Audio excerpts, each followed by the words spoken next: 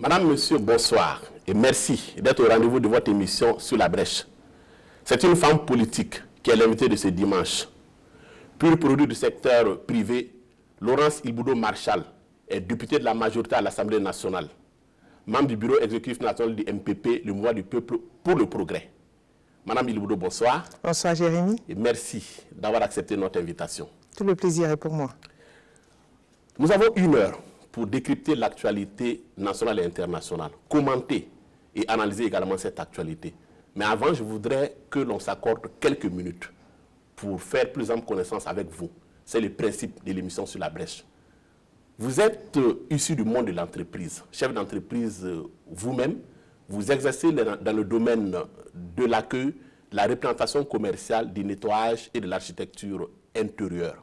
Première question déjà, est-ce que c'est un parcours de combattante pour une femme qui a l'ambition de réussir dans le monde de l'entreprise? Quel a été votre vécu?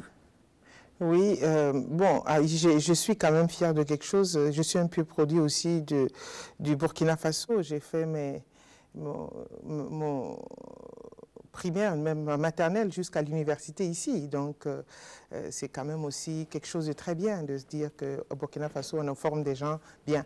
Donc, ça, c'est quelque chose à ne pas laisser. Et une femme entrepreneur, c'est très difficile. Difficile parce que vous savez que nous avons déjà des problèmes pour l'accès aux finances. Quand on commence une entreprise, c'est difficile d'avoir de l'argent parce qu'il faut de l'argent pour investir. Et puis les banques aussi ne peuvent que lorsqu'on a des garanties. Et quand pour avoir des garanties, il faut avoir des investissements. Les investissements, ça coûte de l'argent. Donc, ce n'est pas facile pour une femme vraiment de faire de l'entrepreneuriat.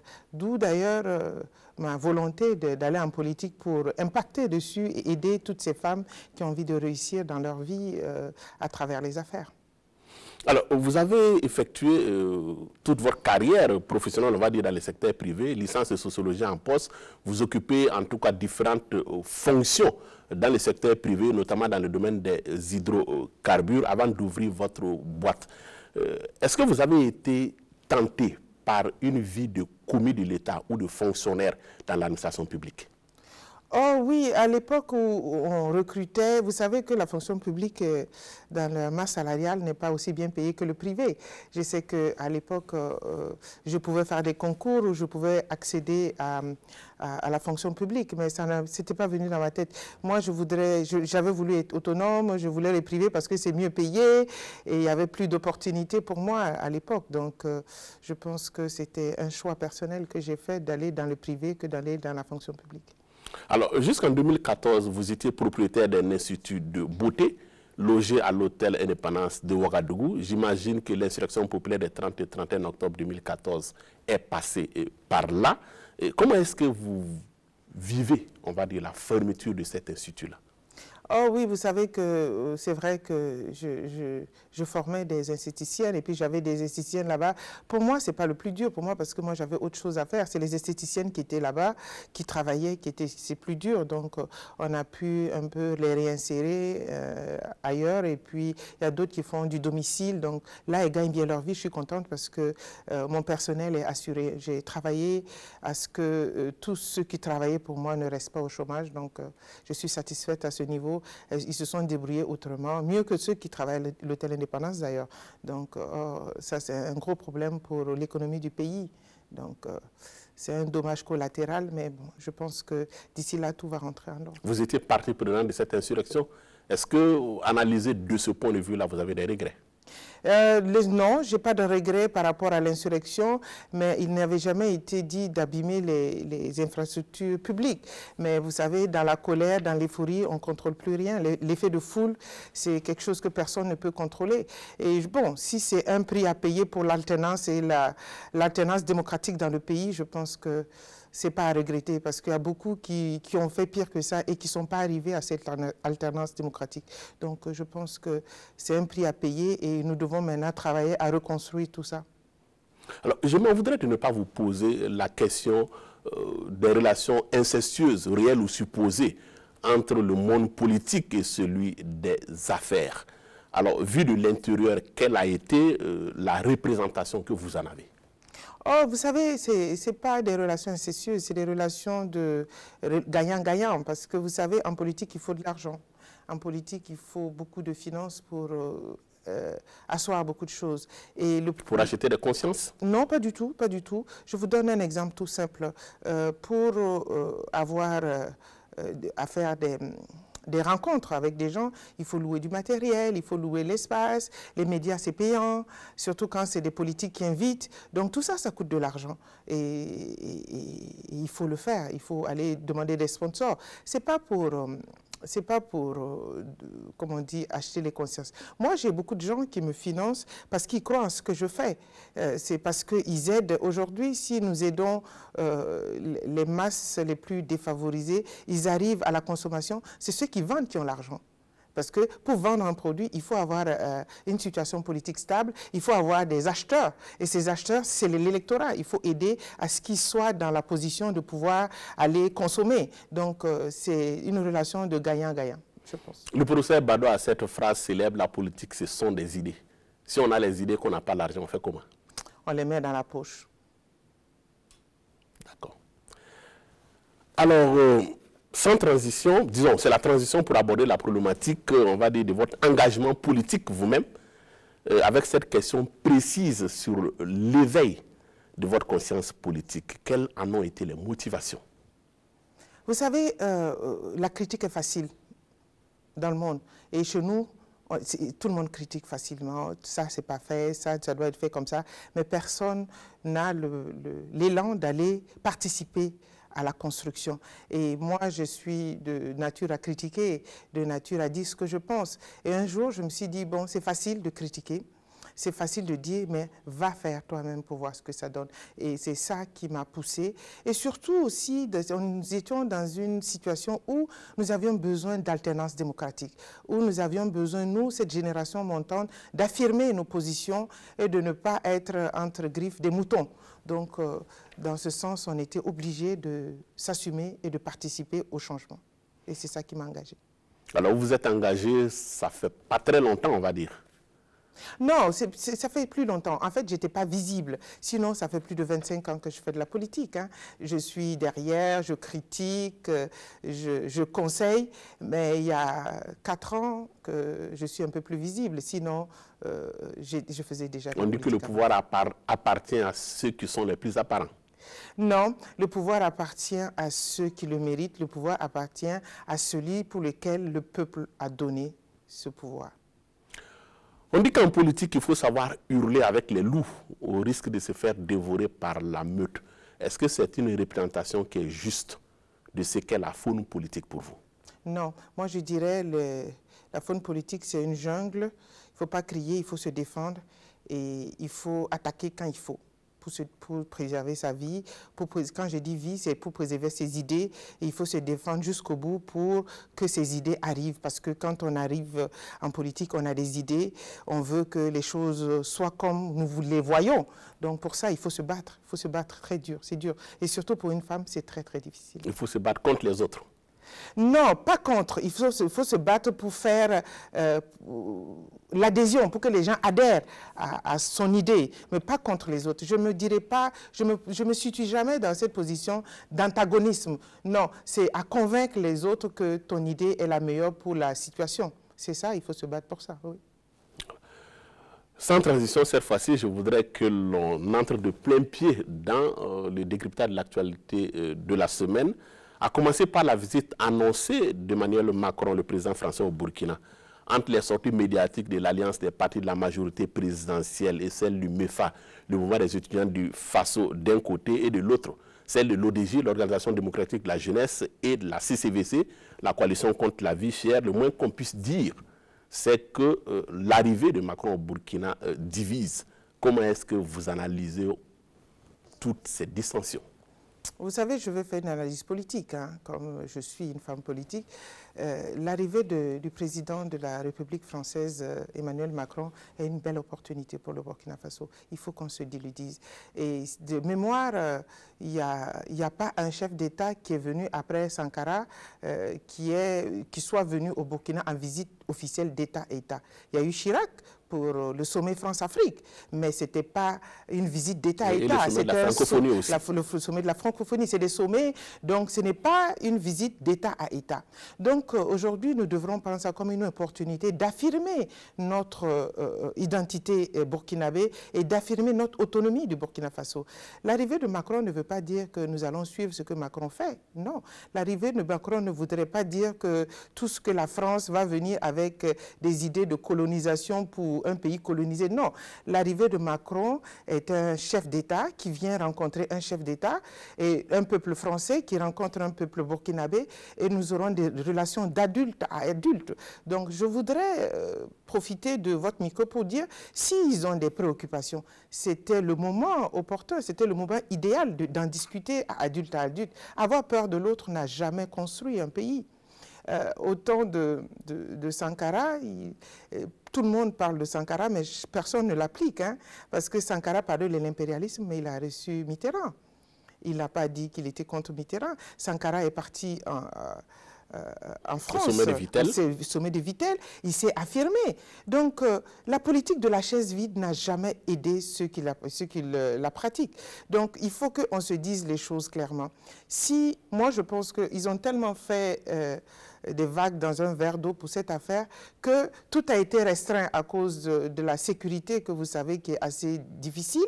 Sinon, c'était l'opportunité pour chacun de chaque entité de demander une audience et puis d'exprimer ce qu'ils veulent pour le Burkina Faso. Même les journalistes n'ont droit qu'à une question. Hein. Mais moi, je pense que c'est vous qui l'avez cherché. C'est les gens qui l'ont cherché parce que de peur, parce qu'eux aussi, ils ont les agents secrets, ils écoutent les médias, de peur à ce qu'il n'y ait pas d'incident, il n'y ait pas de conflit diplomatique, ils ont fait ça. C'est parce que, comme on dit, quand on rentre dans une cuisine et puis on sent qu'il y a la bonne odeur, on dit on va bien manger. Quand on ne sent pas l'odeur de la nourriture d'un plat cuisiné, ça veut dire qu'on n'a pas préparé. Donc, c'est l'élan que nous avons pris pour accueillir le président Macron qui a restreint toutes ces choses. Or, pour moi, personnellement, je pense que c'était une belle opportunité pour tout le monde de pouvoir dire nous sommes dans une transition démocratique, nous voulons affirmer nos idées d'indépendance d'État et c'était le moment de le dire à Macron face à face de manière courtoise et de manière très responsable.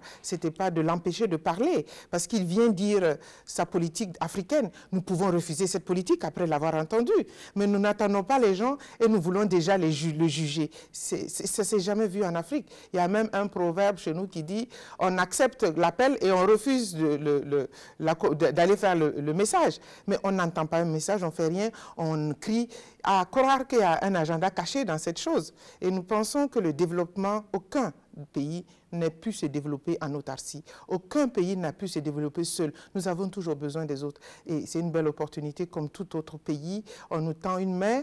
Maintenant, on a à la prendre ou pas. C'est nous qui décidons de prendre la main ou de ne pas la prendre. Opportunité pour aborder notamment la question de la levée du secret défense dans le dossier Thomas Sankara. Opportunité également pour parler du financement, entre autres du PNDS, la problématique de la sécurité, du développement. Voilà un certain nombre de préoccupations, en tout cas soutenues, notamment par M. Benoît Sangara, qui est au nom de la majorité présidentielle. Donc, on va dire que tout cet argumentaire a une résonance positive à votre niveau. Absolument. Ce n'est pas une question de majorité ou d'opposition, c'est une question de peuple. Notre peuple le peuple burkinabé a besoin d'être accompagné. Nous sommes une jeune démocratie qui trouve ses marques. C'est comme un enfant qui marche, qui commence à marcher, il va trébucher. Et s'il y a quelqu'un de logique, quelqu'un qui veut l'accompagner dans ça, il faut saisir l'opportunité. Je vous ai parlé tout de suite de moi en disant que pour commencer les affaires, c'est difficile. Et il faut qu'on puisse avoir de l'aide dans ce sens. Et notre pays a besoin d'aide. Quoi que nous fassions, quoi que nous disions, nous avons besoin des autres pour arriver à nos objectifs, à nos résultats. Donc, quand on te tend une main, soit tu la saisis, soit tu ne la saisis pas. Mais si tu as l'opportunité de la saisir et de pouvoir faire quelque chose de bien, il faut la saisir. Pas pour nous, pour des 17 millions de Burkinabés qui ont besoin de sortir de la précarité. Nous avons le devoir d'écouter tout le monde et de choisir le meilleur pour notre peuple. Alors, ce qui est certain, c'est que les organisations qui ne sont pas, disons, qui entendent bien faire confiance au président Macron qu'il n'est pas le bienvenu au Burkina, ont comme argumentaire de dire que la venue de Macron au Burkina participe de la perpétuation d'un ordre néocolonial et est le symbole de la domination impérialiste française sur le Burkina. Ce sont des arguments que vous comprenez? Ce sont les arguments que je comprends qui cachent autre chose que ce qui se dit, parce que qu'est-ce qu'ils appellent la néocolonisation, qu'est-ce qu'ils appellent tout ce qu'ils disent? Non, c'est des arguments qui cachent autre chose, c'est tout. Je pense que celui qui a amené ce mot au Burkina Faso, c'est le capitaine Thomas Sankara, mais il n'a pas agi comme ceux qui le font. Donc c'est paradoxal. Moi, je pense plutôt qu'il y a un agenda caché. Disons qu'il est prévu, notamment le 2 décembre, ces organisations prévoient notamment des journées anti-impérialistes. La rhétorique est claire, le Burkina Faso est une néocolonie.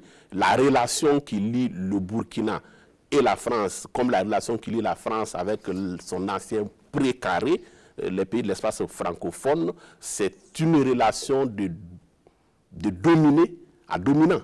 C'est une certaine forme d'éternelle amitié entre le cheval et le cavalier. C'est ça l'argument, la néocolonisation. C'est une diversion. C'est une diversion pour autre chose. C'est rien d'autre parce que le Burkina Faso est un pays indépendant qui refuse ou bien qui accepte ce qu'il a envie d'accepter. Le peuple a donné un mandat pour un président, notre président Roch Marc Christian Kaboré, pour 5 ans pour décider pour lui. Et lui, il sait ce que le peuple veut. Il n'ira pas contre les décisions du peuple. Qu'est-ce qu'ils appellent la néocolonisation? Moi, c'est ce que je vous demande. C'est paradoxal. Vous savez, aujourd'hui, nous avons la Fronde sociale, vous avez toutes ces revendications qui demandent une amélioration de vie, les salaires, l'augmentation des salaires. Au temps de Sankara, les salaires étaient plafonnés. Au temps de Sankara, il y avait des restrictions pour qu'on puisse dépendre que de nous-mêmes. Au temps de Sankara, les ministres roulaient en R5. Pas V8. Oui, oui, absolument. Au temps de Sankara, les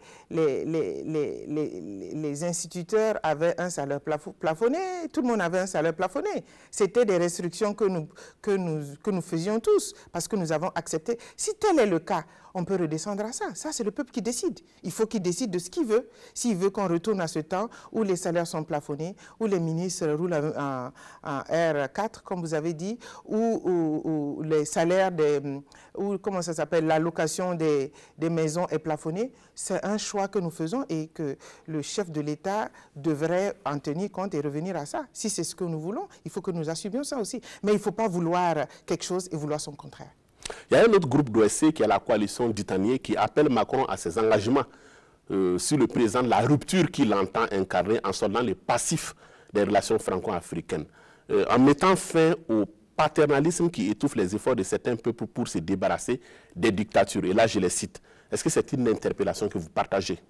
Vous savez, Macron n'a pas encore parlé. Moi, je ne veux pas dévancer l'Ougandalo. Il va venir, il va dire ce qu'il a envie de dire. Nous allons l'écouter et ensuite, nous allons commenter ce qu'il va dire. Donc, on ne va pas aujourd'hui continuer à penser pour les autres, à parler pour les autres. Attendons-le, écoutons-le et après, on dira ce qu'on veut. L'argumentaire de Ditanier, c'est de dire qu'il y a des luttes qui sont engagées par un certain nombre de peuples. Il cite notamment les peuples congolais, burundais, togolais, pour la liberté, pour plus de démocratie. Et ils estiment que la France, qui est l'ancienne puissance colonisatrice, ne fait pas suffisamment pour que cette expression démocratique puisse triompher. Oh, je dis que c'est des gens qui se cachent sur des arguments qui sont peu valables. Il y a des gens qui ont besoin de se faire entendre, donc ils disent ce qu'ils ont envie de dire. Moi, je ne juge pas ça. Mais je dis la seule chose qu'aujourd'hui, nous sommes autonomes, indépendants. Nous avons le droit de choisir ce que nous voulons pour nous-mêmes. Et c'est ça qui me reste à l'esprit. Moi, ce que Macron va venir dire ici, moi, je pense que c'est une opportunité pour notre peuple, surtout notre jeunesse. C'est un jeune président qui arrive. Il fait rêver toute la jeunesse. À 38 ans, il est président d'une grande nation, d'une grande puissance. Aujourd'hui, la jeunesse devrait l'accueillir, l'écouter, demander ses conseils, comment il a fait pour arriver là. C'est un bel exemple pour la jeunesse. Pour nous, jeunes démocratie, pour les jeunes qui veulent une alternance démocratique, en plus la jeunesse aujourd'hui pour une présidence. Et je ne sais pas pourquoi il refuse d'aller partager cette expérience avec lui. Donc moi, c'est quelque chose qui me je me dis toujours qu'il y a quelque chose de caché. Sinon, que le président Macron décide de venir au Burkina, c'est d'abord un choix parce qu'il trouve que le Burkina est un bel exemple de réussite d'alternance démocratique, un bel exemple de combat pour le développement. Donc, s'il vient, ce n'est pas pour rien. Écoutons-le, demandons-lui ce qu'il pense et voyons avec ce que nous pensons si ça peut aller en harmonie, qu'on travaille ensemble. Si ça ne peut pas aller en harmonie, gentiment, on lui dira non. L'argument de l'agenda caché, on l'entend souvent de la bouche des politiques. Disons que les citoyens ne savent pas de façon très précise de quoi il s'agit. Est-ce que vous avez une idée sur cet agenda? Moi, je vous dis ce que je vous dis tout de suite, là, c'est très personnel. Aujourd'hui, nous avons le jugement de toute la classe ministérielle de l'ancien régime qui a mis au dernier Conseil de ministres du 21 pour la modification de l'article 37 qui nous a amenés. Il y a le coup d'État. Il y a des gens qui veulent pas que ils ne veulent pas que ce jugement se fasse. Ils veulent que les choses changent comme ça, on tourne les pages et puis comme si rien n'était passé et puis qu'on continue le chemin. C'est pas possible. Donc ils font tout pour qu'on n'y arrive pas. Ils font tout. Il y a des gens, vous savez, vous avez pris l'exemple de l'honorable Bado Laurent, qui est un bel exemple de lutte politique. Il a dit aussi, on est méchant, c'est la nature humaine. Quand un singe n'atteint pas un fruit, il dit qu'il est amer. Il y a des gens qui veulent que les choses s'arrêtent parce qu'ils ne sont plus là. Il y a des gens qui veulent que rien ne fonctionne parce que c'est plus lui qui est là. Non, la jalousie est un sentiment humain, mais l'humain aussi a le devoir de transcender ses sentiments pour l'intérêt commun. Avant de poursuivre, je voudrais que l'on s'arrête sur ces propos du président Macron qui estime que le défi de l'Afrique est civilisationnel. Le 8 juillet dernier, le chef de l'État français a dit que quand des pays ont encore 7 à 8 enfants par femme, vous pouvez décider d'y dépenser des milliards d'euros, vous ne stabiliserez rien. Est-ce que c'est un discours qui vous touche en tant que femme, mère de 6 enfants? Vous savez, moi, ça ne me touche pas parce que quelqu'un ne peut pas décider pour moi. Quand c'est quelqu'un qui décide pour toi, que ça te fâche ou ça ne te fâche pas. Quand quelqu'un n'a aucune incidence sur toi, sur ta vie, ses propos ne peuvent pas te fâcher. Donc ce que le président Macron a dit n'engage que lui. Mais il faut que nous puissions savoir aussi que le problème de l'Afrique n'est pas un problème dans la quantité de la population africaine, c'est dans la qualité. Je prends l'exemple du Burkina Faso. Nous avons une population de 70% à moins de 25 ans. Et nous savons très bien que nous pouvons être rentables pour notre pays qu'à l'âge de 25 ans parce que nous commençons à produire. Donc nous avons à peu près 15%, 10 à 15% qui travaillent pour 90%. Comment vous voulez que notre économie fonctionne?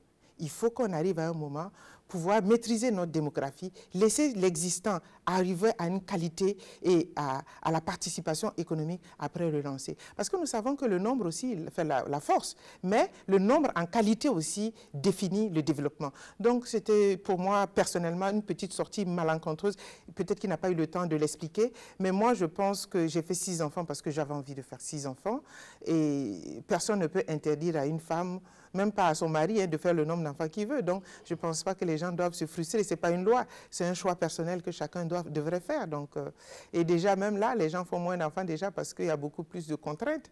Moi, je l'ai fait il y a longtemps. Donc, la génération de maintenant, je ne pense pas qu'ils vont faire 6 enfants.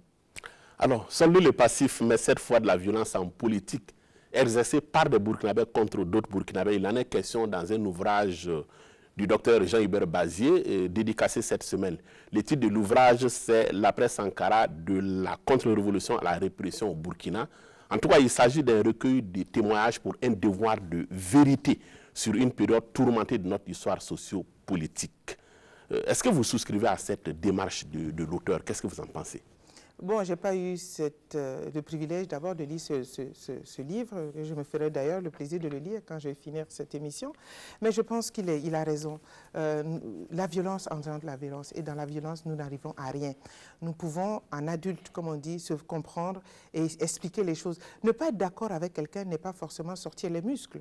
On peut lui dire on n'est pas d'accord. Personne ne nous obligera à faire ce qu'on ne veut pas.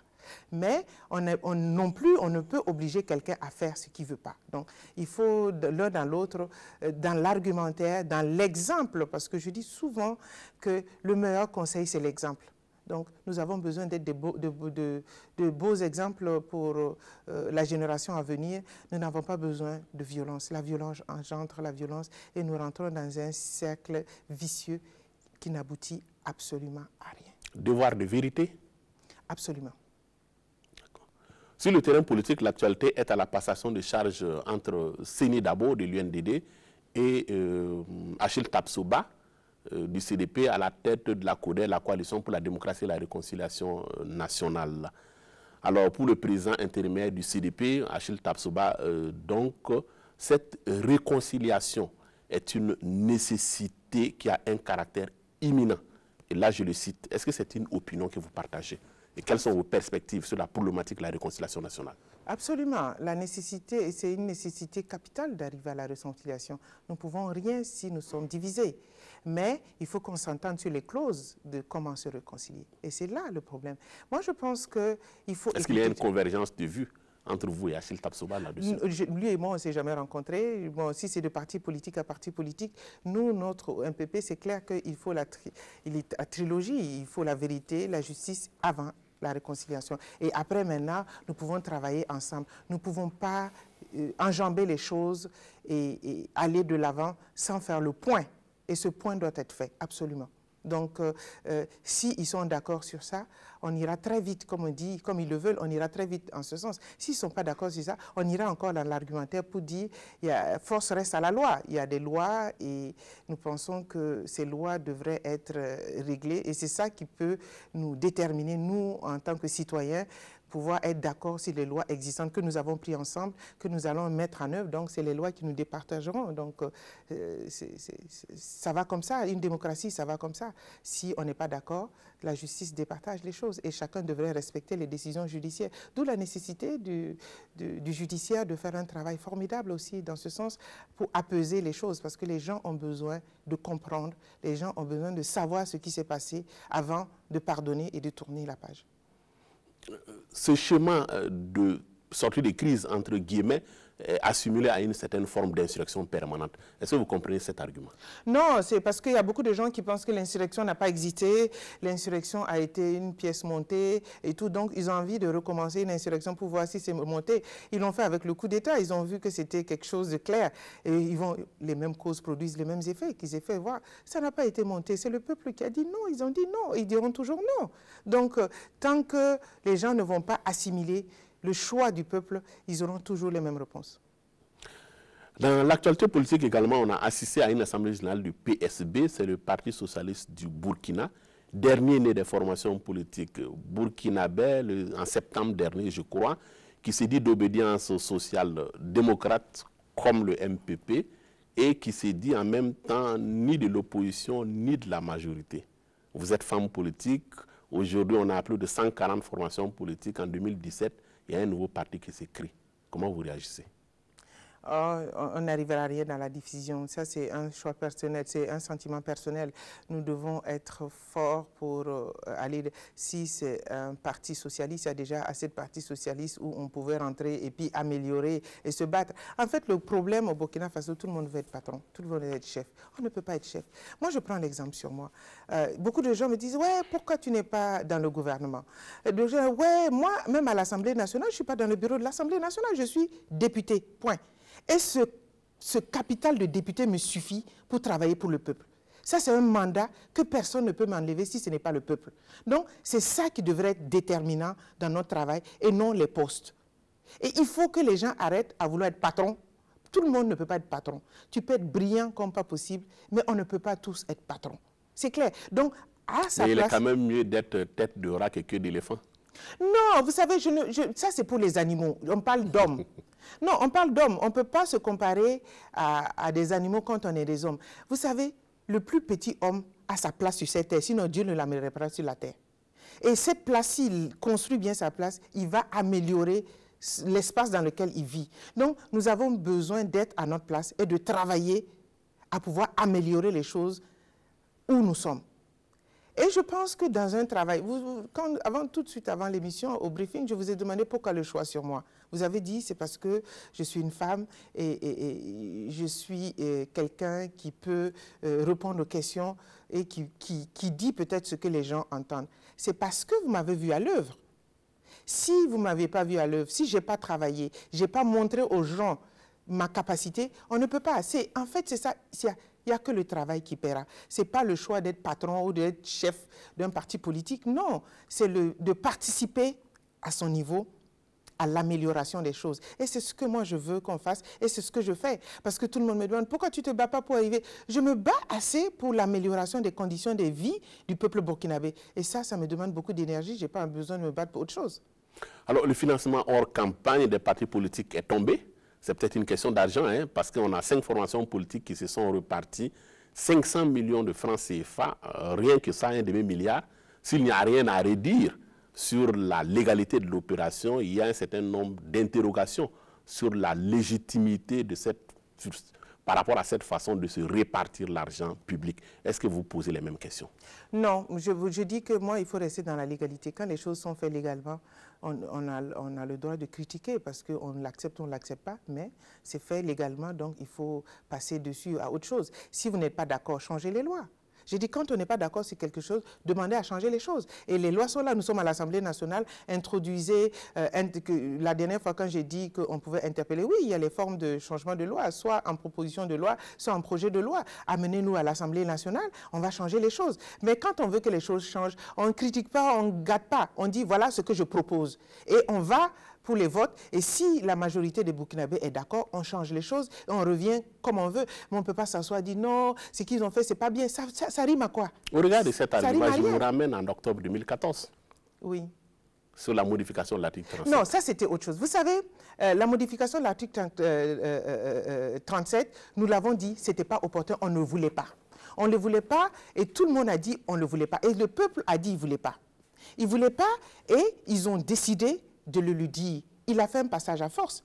Il n'a même pas voulu l'amener en référendum. Il a fait un passage pour dire qu'il va l'amener à l'Assemblée nationale parce qu'il savait qu'au référendum, si on était arrivé là-bas, il n'allait même pas passer. Il n'a même pas osé tenter ça même, déjà pour demander le choix au peuple. Il a voulu passer par des représentants qui n'étaient même pas eux-mêmes légitimes à l'époque. Parce que vous voyez que la légitimité aussi du député, c'est l'acceptation que les populations ont de leurs représentants. S'il y a cette rupture, on n'est plus légitime, c'est clair. Je voudrais que l'on marque un arrêt sur le travail parlementaire avec notamment la publication d'un rapport, disons, d'une enquête parlementaire sur le système scolaire burkinabé. Le tableau d'épais n'est pas très glorieux. Au supérieur, il faut, public en tout cas, il faut 5 ans pour obtenir une licence au lieu de 3 si les choses se font normalement du fait justement du chevauchement des années académiques. Est-ce que vous direz que le Burkina a mal à son système éducatif? Vous savez, ça c'est pas venu pour la gestion du MPP, hein, de notre président qui est président du FASO aujourd'hui. C'est une casserole que nous avons et nous essayons d'améliorer. Aujourd'hui, ce que l'enquête parlementaire a dit, c'est ce que tout le monde savait. C'est les effectifs pléthoriques, c'est l'absentéisme de certains instituteurs et certains professeurs qui sont aussi à la recherche d'un bien-être. Vous savez que les salaires ne sont pas reluisants en tant que professeur à l'université. Donc, c'est beaucoup de choses qui sont emboîtées et qui donnent ce résultat, d'où la nécessité d'y réfléchir. Et le PNDS le dit, il faut que nous réformons notre système scolaire. Il faut qu'on regarde avec les enseignants, faire un contrat gagnant-gagnant pour eux. Mais la réforme, Madame Ilboudo, la réforme de l'enseignement, disons du système éducatif au Burkina, c'est devenu une arlésienne depuis le temps qu'on en parle. Vous savez, depuis le temps qu'on en parle, on n'a même pas le temps de pouvoir s'asseoir. Vous savez, nous sommes en guerre. Nous sommes en guerre et avec cette insécurité et puis ces attaques de partout, et il y a des gens... Mais avant la guerre, ça fait plus de 25 ans qu'on parle de la réforme de l'éducation. Oui, j'en viens. Nous avons fait une insurrection parce que nous avions senti qu'on ne nous écoutait pas. On s'est assis et l'insurrection, nous sommes arrivés à une alternance démocratique. Maintenant, on demande à tous les acteurs de venir contribuer à l'amélioration des choses. Et il y a d'autres qui refusent. Vous voulez qu'on fasse quoi? Dites-moi, s'il y a des propositions, moi je prends tout, hein. Je prends et puis on discute. Comment on va y arriver? Si les gens pratiquent la politique de la chaise vide, si les gens détruisent le peu que nous avons, comment on y arrive? Je sais qu'il y a eu des propositions à l'époque à l'université pour blanchir rapidement certaines années. Il y a eu le blanchiment technique, oui, apparemment, qui n'a pas produit qui n'a pas produit parce qu'il y avait trop de retard. Je ne suis pas de l'exécutif, moi je parle de ce que je sais au niveau du contrôle parlementaire et au niveau de la femme politique que je suis. Il y a eu des propositions qui ont été rejetées. Donc, on fait comment? Il faut qu'on puisse avoir une proposition qui puisse avoir l'adhésion de tout le monde. Donc, je pense que la répétition étant pédagogique, il y a d'autres propositions qui vont venir. Et je suis sûre qu'avec un peu de bonne foi, nous allons y arriver. Alors, vous avez dit tantôt que les salaires au niveau des enseignants n'étaient pas forcément très encourageants. Ce qui est sûr, c'est que sur le front social, la semaine a été marquée par le sitting des enseignants, le débrayage des élèves et la grève annoncée des enseignants à partir justement de ce lundi, à l'appel de 15 syndicats de l'éducation qui reprochent notamment au gouvernement ce qu'ils appellent du dilatoire, de faire du dilatoire. Le terme est des syndicats de l'enseignement, au lieu de répondre à leurs préoccupations. Quelle lecture vous avez de ce conflit social-là? Bon, vous savez, je vais d'abord m'excuser pour ne pas vous répondre parce que je ne suis pas de l'exécutif, donc je ne peux pas répondre à la place de l'exécutif, mais je peux avoir une vision politique, de femme politique dans ce sens, qui dit que je pense que un mauvais arrangement vaut mieux qu'un bon procès, surtout quand on parle de l'intérêt de nos enfants. Il est important que les gens sachent qu'on parle de l'intérêt des enfants qui ont besoin d'aller à l'école. Et ça devrait surpasser toute autre chose. Ça devrait surpasser nos sentiments de divergence sur des points de vue. Nous pouvons aussi essayer de racoler les choses, mais ça ne va jamais tenir. Il faut construire quelque chose. Il faut qu'on s'asseye discuter. Il est important qu'on s'asseye discuter. Négocier n'a jamais été un signe de faiblesse ou un signe de subordination. Non, il faut qu'on s'asseye et qu'on négocie entre frères. Nous sommes des frères. On ne peut pas partir se laisser, donc on va s'asseoir et puis discuter. Il est important qu'ils aillent à la table et que nous discutions de part et d'autre, que l'exécutif et les syndicats s'asseyent et qu'ils discutent en adultes. La fronde sociale se poursuit du 28 au 30 novembre. Ce sont les administrateurs civils qui menacent d'aller en grève à leur tour pour la satisfaction de leurs revendications. Les revendications, c'est quoi? C'est toujours l'amélioration de leurs conditions de vie et de travail. Ça coûte de l'argent, l'amélioration des conditions de vie. Et aujourd'hui, la masse salariale, l'indice avoisine, on va bientôt arriver à 50%. Or, c'est les 30% qui sont autorisés sur la norme de l'UMOA. Vous voulez que je vous dise quoi dans ça? La plus belle femme ne peut donner que ce qu'elle a. Le Burkina Faso est généreux plutôt. Nous sommes un peuple qui voulons tout faire, mais nous n'avons pas les moyens de tout faire. Donc nous devons prioriser ce que nous pensons être prioritaire. Et ça devrait être un sentiment général pour tous, pour l'intérêt commun. Il y a un moment où il y a une génération qui devrait toujours faire des sacrifices pour une autre. Donc aujourd'hui, nos papas, nos grands frères doivent faire ce sacrifice. Nous aussi, nous devons faire ce sacrifice pour la génération à venir. C'est comme ça a toujours été. Ça n'a pas commencé par nous. Donc, si personne ne veut faire des sacrifices, nous n'y arriverons pas. Et c'est la même chose avec les parents. Quand ils commencent à avoir un enfant, 2 enfants, tu voyais, la mère, elle ne s'achète plus les pailles du luxe. Elle prend les petits pailles. Après, elle se prend les petits pailles, mais pas tout le temps, pour consacrer le peu d'argent qu'elle a à l'éducation de ses enfants. C'est comme ça que nous devons faire pour réussir. Vous savez, je viens d'une mission avec les pays développés, et il n'y a rien de miraculeux qu'ils ont. La seule chose qui les a fait avancer, c'est la solidarité et le sacrifice et le travail. Si nous ne travaillons pas, nous ne sommes pas solidaires et nous ne consentons pas à faire des sacrifices à un moment de notre vie, nous n'y arriverons pas. Ce n'est pas possible. Il n'y a pas de secret. Alors cette semaine, on a assisté à la reprise de la coopération bilatérale belgo-burkinabé. Après 14 années d'interruption, 25 milliards de francs CFA sont annoncés pour financer différents domaines de coopération. C'est un bon point pour le gouvernement Thiéba? C'est un bon point pour le peuple burkinabé parce que ce n'est pas le gouvernement Thiéba qui va profiter, c'est le peuple burkinabé. En tout cas, c'est lui qui en avance, c'est lui qui a négocié. Oui, c'est un point pour lui, pour son mandat, bien sûr. Mais le bénéfice revient au peuple burkinabé. Et le peuple burkinabé, il faut se dire une chose. Pourquoi les ruptures? Pourquoi il y a eu cette rupture avant? Pourquoi cette reprise? C'est un capital de confiance. Quand on fait confiance, on y va. Et aujourd'hui, nous devons savoir que le monde entier, nous devenons un exemple. Le monde entier a besoin que nous réussissions. Donc nous avons besoin de réussir. Et cette réussite aussi ne dépend que de nous.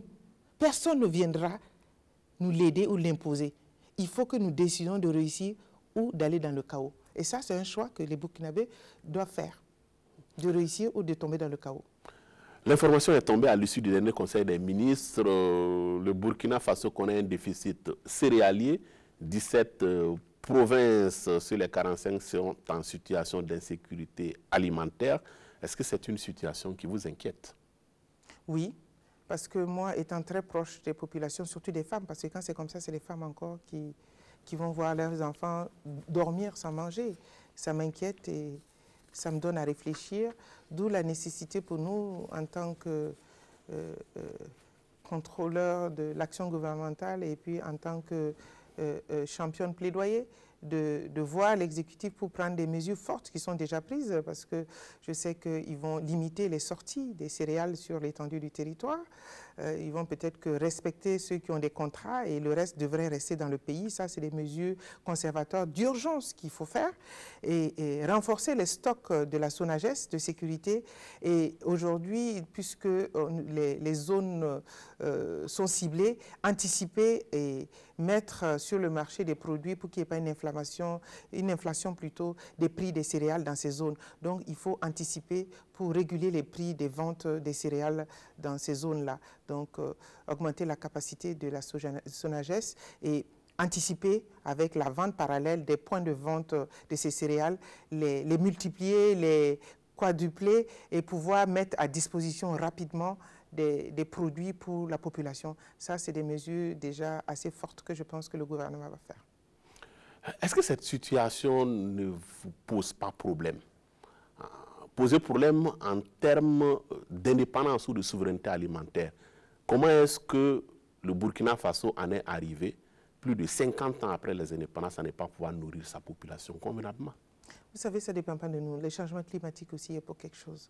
Vous savez, le Burkinabé est un travailleur, surtout que quand on parle de champs, vous allez voir aujourd'hui des gens qui vont au village encore, ils sont avec leur daba ou bien leur charrue. Quand vous voyez que les autres sont avec des tracteurs, ils sont encore volontaires. Ils ne sont pas suffisamment rentrés dans l'histoire? Oui, non, selon la formule de Sarkozy. Non, vous savez, non, c'est pas ça. Nous n'avons pas été, nous n'avons pas eu cette grâce d'avoir des terres assez fertiles. Nous n'avons pas beaucoup de pluviométrie. Oui, quand ça vient, ça fait des dégâts avant de...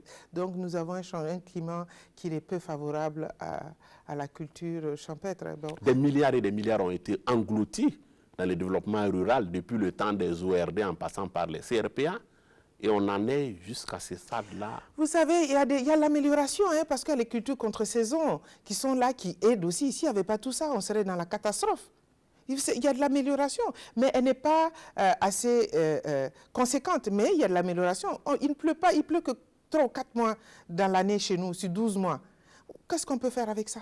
Il ne pleut pas en Israël, mais il mange à l'air fait. Non, vous savez, Israël est un pays, petit pays, et puis ils ont des fleuves qui traversent, ils sont gâtés par la richesse de leurs habitants. Il y a plein de choses, il ne faut pas qu'on compare les choses qui ne sont pas comparables. Ils sont dans une civilisation beaucoup plus avancée que nous, ils sont dans une technologie. Vous savez que les Juifs sont à peu près les plus riches sur cette terre-là. Donc nous ne pourrons pas comparer, ils peuvent amener le développement très rapidement, parce que je vous ai dit, tout ça, ça coûte de l'argent. Il faut de l'argent pour ça. Si nous avions au moins même le 10e de ce qu'ils avaient, les Israéliens, vous allez voir qu'on ferait de belles choses. Mais pourtant, ils sont partis de rien. De rien, comment? Quand, vous savez, c'est un paquet que les gens font souvent. Moi, je suis un peu... je regarde un peu, j'aime bien l'exemple, j'aime observer, ils ne sont pas partis de rien. Ils sont partis de beaucoup de travail, beaucoup de sacrifices pour les autres générations. Si vous voyez comment les Juifs, ils ont souffert, se sont sacrifiés, ils ont travaillé dur pour arriver. Il faut que nous fassions ça. Si on fait ça, on va réussir. Je vous ai dit, il n'y a pas de secret. Nous n'avons pas la culture du travail? Non, je ne dis pas que nous n'avons pas la culture du travail. Nous ne sommes pas solidaires. Il faut une solidarité incroyable pour y arriver. Et les Juifs, tout le monde sait qu'il y a la solidarité qui les a fait avancer. Il nous faut plus de solidarité au Burkina Faso. Alors, la situation des migrants subsahariens vendus sur les marchés aux esclaves en Libye continue de faire le buzz. Le Burkina a rappelé son ambassadeur en Libye. Le chargé d'affaires libyen au Burkina ici, pour sa part, clame l'impuissance, en tout cas, de son pays. Comment est-ce que vous réagissez personnellement à cette actualité-là? Je suis heureuse que vous me passiez cette question parce que je parle de vraiment un sentiment personnel. D'abord, il faut l'analyser sur plusieurs aspects. Le premier aspect, il faut d'abord dire que le gouvernement burkinabé a déjà fait rentrer plus de 600 migrants. Hein. On n'a pas attendu cette crise. Il y a 600 migrants qui sont déjà rentrés au pays. Ça, c'est une chose de fait. Et la deuxième chose, on a rappelé l'ambassadeur pour voir comment ça se passe. Parce que vous savez que le problème des migrants, ce n'est qu'une fièvre. La maladie est là, c'est la face visible d'un malaise. Le malaise aussi, il faut dire que la Libye est un pays qui est déjà déstabilisé, qui a besoin de ses repères. Et quand on est dans une situation où il n'y a pas beaucoup d'autorité de l'État, chacun fait ce qu'il veut et c'est difficile à gérer. Ça, c'est un point. Le second point, c'est qu'aujourd'hui, ces migrants qui sont là-bas coûtent de l'argent. Il faut qu'ils mangent, ils sont comme on dit, logés quelque part avec des logements très difficiles. Et il n'y a pas d'argent pour s'occuper d'eux. Donc, comment les gens y font? Pour s'en débarrasser, ils les vendent. Il y a d'autres, moi je sais personnellement que je connaissais quelqu'un qui était là-bas, qui m'a fait appeler. Ils ont fait appeler parce qu'ils appellent d'autres les familles, pour que les familles payent pour qu'ils puissent revenir. Parce qu'il n'y a personne pour les faire revenir. Et si nous avons appelé notre ambassadeur, je ne suis pas de l'exécutif comme je lui dis, mais je pense que c'est très bien de pouvoir mettre des mécanismes de prévention pour ça. Parce que l'esclavage reste aussi quelque part culturel pour certaines personnes. Parce que s'il y a des gens aujourd'hui qui ont la nécessité d'acheter des hommes, c'est que c'est grave. Vous voyez, donc il faut une sensibilisation. Et je suis persuadée personnellement que s'ils vendent, c'est pour décourager les gens de venir chez eux. C'est pour dire, on va vous vendre, ne venez plus chez nous, pour décourager. Mais ça aussi, ça ne décourage pas notre jeunesse. Il faut qu'on sensibilise les gens pour dire, n'allez pas. N'allez pas, n'allez pas. Et ça, c'est un travail de diplomatie, c'est un travail de plaidoyer. Et c'est ce que je pense que je suis très en phase avec le gouvernement qui rappelle son ambassadeur pour voir comment on va mettre des mécanismes en place pour protéger nos gens qui sont déjà là-bas, pour voir l'état actuel, pour faire le point des Burkinabés qui sont là-bas, et puis voir comment nous pouvons mettre un mécanisme pour rattraper nos gens. Parce que vous savez très bien que le nombre des migrants là-bas, on ne peut pas savoir, ils ne quittent pas tous du Burkina. D'autres peuvent quitter d'autres pays et aller là-bas étant burkinabé. Donc d'autres même quittent les autres pays pour venir faire leurs papiers ici, quitter. Donc il y a tellement de facteurs en cause qu'il faut à tête reposée travailler, regarder comment nous pouvons déjà travailler à cette sensibilisation de notre jeunesse pour ne pas y aller. Et là-bas aussi, faire la sensibilisation, quand on n'a pas d'argent, on retourne chez soi, on ne reste pas là, parce qu'on coûte de l'argent à ce pays, et ce pays veut s'en débarrasser. Comment ils font pour s'en débarrasser? Donc, on estime que dans cette affaire, il y a beaucoup de mauvaise foi, ou que, en tout cas, la mauvaise foi est l'une des choses la mieux partagée. Parce qu'un rapport de l'OIM, l'Organisation internationale des migrations, avait déjà mis le doigt sur le problème sans que cela ne meuve personne. Il a fallu attendre ce reportage de CNN pour que les politiques, la société civile, tous les acteurs se mettent à pousser des cris d'orfraie. Moi, je dirais que c'est plutôt une hypocrisie de ceux qui disent que c'est la mauvaise foi. Il y a ce trafic qui se passe depuis des années. Aujourd'hui, nous voyons qu'il y a ce trafic de femmes qui se passe dans le monde entier où on kidnappe des femmes de toutes les races, des blanches, de l'Europe de l'Est, des Marocaines, des Africaines, et on les met à l'esclavage sexuel. Elles sont droguées, elles sont soumises à des sévices corporels, et après elles tombent amoureuses même de leur bourreau parce qu'elles ne peuvent plus faire autre chose. Elles sont droguées, elles sont dépendantes, donc même après, même si on les laisse vivre, elles partent nulle part parce qu'elles dépendent de leur bourreau. Ça, ce trafic se fait depuis des années, mais personne n'en parle. Parce que ça coûte de l'argent. Et c'est beaucoup de trafic comme ça. Il y a beaucoup de milliards sur cette terre pour ça. Aujourd'hui, CNN fait une émission sur des jeunes qui sont parqués, comme on dit, comme des animaux, qui vraiment frisent l'horreur. Et tout le monde sait que ça existait, ce trafic d'hommes-là. Il suffit que les gens... Vous savez, le politique aussi, chacun récupère pour faire ce qu'il fait, sa manne politique. Non, ce trafic existait depuis longtemps. Il existait. Et il faut que nous travaillions à sensibiliser notre jeunesse à rester à la maison. Il y a aussi la question de la responsabilité des États africains. Les jeunes Africains partent parce que leur avenir s'apparente à une ligne d'horizon, parce qu'il n'y a pas de perspectives heureuses qui leur sont offertes dans leur pays d'origine. Voilà pourquoi ils s'en vont. Moi, je ne suis pas d'accord avec eux. Si nos jeunes qui partent, s'ils travaillaient ne serait-ce que 1/5 du travail qu'ils faisaient à l'extérieur au Burkina, ils réussiraient mieux. Quand ils partent là, ils travaillent comme des esclaves. Ils travaillent matin, il y a d'autres qui ne dorment que 3 heures par jour pour gagner leur vie. Et ils n'ont même pas, avec ça, ils n'ont même pas le temps de pouvoir construire. Ils ont une vie décente là-bas, mais ils ne peuvent pas travailler assez pour avoir comment ça s'appelle, un investissement à la maison. S'ils travaillaient ne serait-ce que la moitié de ce qu'ils faisaient quand ils sortaient, le Burkina Faso se porterait très bien, on irait de l'avant. Les sacrifices qu'ils font à l'extérieur, ils ne veulent pas le consentir à le pays. Vous voulez qu'on avance comment? C'est la faute de ceux qui partent alors. Mais c'est leur faute. Moi, je dis oui, c'est leur faute. C'est leur faute parce que s'ils restaient et ils dépensaient cette énergie dans le pays, ce serait bien. Moi, j'ai choisi de rester au Burkina Faso. J'avais la possibilité d'aller ailleurs, mais j'ai choisi de rester et d'améliorer. Je suis restée dans le privé, j'ai acquis de l'expérience et je veux mettre ça au service des autres et je demande toujours à travailler. Et je reste là pour travailler. Et je travaille comme je peux pour améliorer les choses. Je pouvais aujourd'hui, j'ai des propositions de travailler à l'extérieur, je n'ai jamais accepté. Tout le monde sait ça. J'ai eu des propositions d'offres de l'extérieur. J'ai dit non, je peux faire gagner peu, mais je construis mon pays parce que mon pays a besoin de moi. Si tout le monde avait au moins la moitié de ceux qui partent avaient cet esprit au Burkina Faso, on serait loin, loin, loin, loin devant. Je vous donne un chiffre. Cette année, on a eu à peu près d'1 million de candidatures, 900 et quelques mille, je crois, pour 11 000 places à la fonction publique. Je vous ai dit, tout le monde ne peut pas être engagé par la fonction publique. Il y a le privé qui est là, il y a les initiatives privées.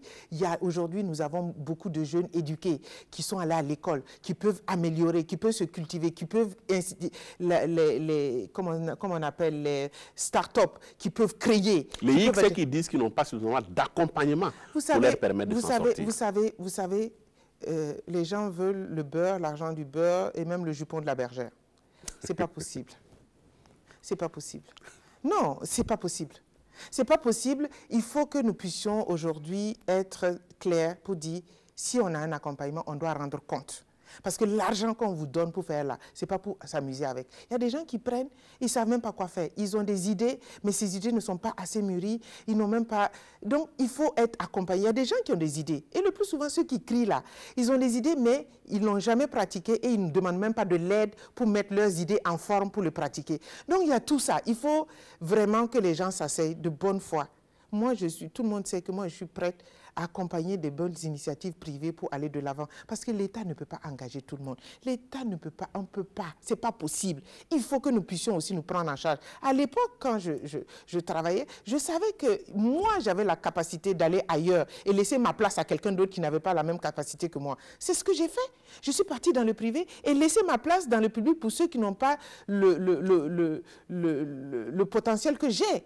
Il faut que chacun sache qu'à sa place, il peut participer au développement du pays. Et c'est ce qu'il faut qu'on fasse. Ce n'est pas possible. Ceux qui disent oui, il n'y a pas d'argent. Mais aujourd'hui, nous avons des investisseurs. Vous voyez, la Belgique revient avec 25 milliards. Ça va être injecté pour le développement. Si nous avons de bons projets, ils vont financer ça. Si la jeunesse amène des projets conséquents, ils vont le financer. Même l'USAID, les Américains, tout le monde aujourd'hui veut que le Burkina Faso avance. Mais les Burkinabés se tapent dessus et ils n'avancent pas. Vous voulez qu'on fasse comment? On va au Zimbabwe, où Robert Mugabe a fini par démissionner, non sans avoir fait de la résistance. Il est remplacé par Emmerson Mnangagwa, l'ex-vice-président, investi en grande pompe à Harare dans un stade de 60 000 places. Quel regard vous avez sur cette passation de pouvoir dans l'ex-Rhodésie du Sud? Vous savez, c'est un problème de pays, je n'aime pas trop me mêler, mais si vous me demandez mon avis politique, je suis heureuse qu'il y ait une alternance démocratique parce que les gens ont besoin de changement. À 96 ans, après tant d'années de service et bons loyaux, on mérite un repos et je pense que c'est bien, il a été sage et nous espérons que celui qui va le remplacer va faire mieux que lui. C'est tout ce qu'on peut dire là-dessus. Le problème, c'est qu'on s'interroge pour savoir si c'est vraiment une alternance démocratique. Parce que le vice-président Emmerson Mnangagwa était sans avoir été l'âme damnée de Robert Mugabe, c'est quand même un vieux de la vieille qui a... Mais ce n'est pas Mugabe. Oui, ce n'est pas Mugabe. Donc c'est déjà bien. Parce que c'est une autre personne qui viendra avec sa vision, qui viendra avec son programme pour participer au développement de... La ZANU-PF est là, le système Mugabe, quelque part, reste. C'est savez, comme si on avait exfiltré Mugabe et sa femme. Vous savez, un parti politique, ce n'est pas des mouvements, ce n'est pas des moutons. Il y a des gens qui sont là-bas qui vont réfléchir à comment améliorer cette expérience qu'ils ont acquise avec Mugabe. Ils pourront le mettre au profit pour le peuple zimbabwéen. Donc je pense qu'il faut donner du crédit aux gens qui viennent pour voir ce qu'ils font. S'il ne fait pas bien, il ne sera plus voté. Le peuple ne va pas les lire la prochaine fois. Donc c'était bon, c'est bon souvent que nous changeons des personnes. C'est pour ça, aux États-Unis, il y a 2 fois un mandat de 4 ans. Ce n'est pas parce que c'est toujours peut-être le démocrate ou les républicains qui viennent ou bien à l'alternance l'un ou l'autre, mais c'est toujours pour dire, au bout de 8 ans, je pense qu'on devient fatigué pour réfléchir, il faut donner à quelqu'un d'autre le bâton pour aller au commandement. Et c'est clair qu'à un moment, on devient très fatigué, le pouvoir use, le pouvoir fatigue, et à un moment, il faut savoir se retirer pour donner la possibilité à d'autres qui viennent avec des idées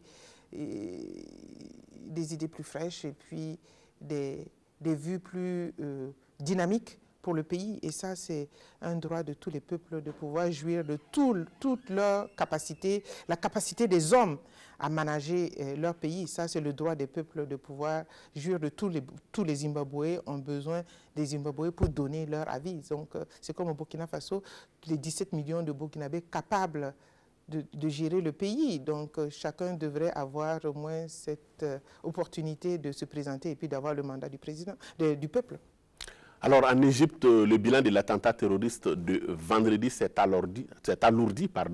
306 morts, dont 27 enfants, selon nos confrères de France 24. Est-ce que ce genre d'actualité vous interroge sur le devenir historique de l'humanité? Absolument. Trop de violence. Trop de violence. C'est ce que je vous ai dit tout à l'heure. La violence engendre la violence. Il faut qu'on quitte ce cercle de violence. Il faut qu'on sache qu'une vie humaine, ce n'est pas un mouton qu'on égorge. Une vie humaine partie ne peut pas revenir. Pour quelle cause? Pour quelle raison? Il n'y a pas de raison valable qui puisse permettre à un homme de tuer un autre homme. Il n'y a pas de raison, surtout au XXIe siècle. Donc il faut que nous puissions discuter et nous puissions nous entendre sur un point pour dire qu'une vie humaine est irremplaçable. On s'arrête là-dessus. Merci, Madame Iliboudo, d'être passée sous la brèche. Merci, Jérémy. Tout le plaisir était pour moi. Madame, Monsieur, c'est la fin de votre émission. Merci à vous de nous avoir suivis. Je vous retrouve dimanche prochain, toujours en direct sur la RTB avec un autre invité sur la brèche. Bonsoir.